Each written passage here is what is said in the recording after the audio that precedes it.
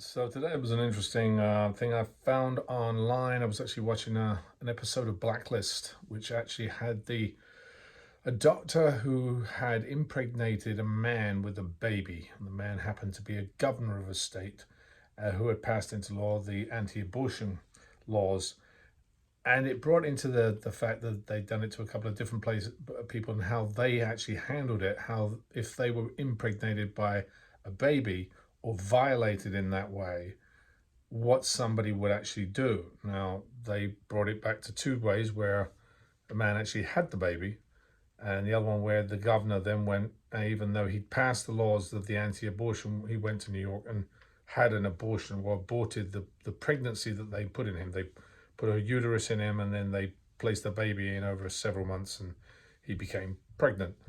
Interesting concept, really interesting concept, and it's about beliefs.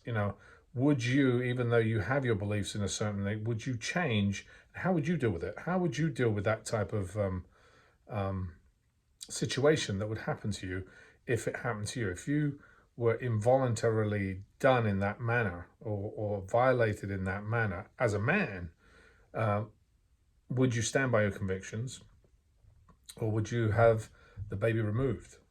This is really a tough subject to talk about because many people today, in the world are very much against abortion and some for abortion. So there's a lot of different factors to look at there, and a lot of the topics in abortion came up, such as the governor said, well, I was raped, so it's okay for me to have an abortion, whereas prior to that, every abortion was not was good. Actually, the funny thing was, I actually was in a store the other day, and I actually ran into a guy who was spouting Christianity and talking about God and Christian, and he actually had that on him, and he was very um, one-sided in his political views or in his views about Christianity.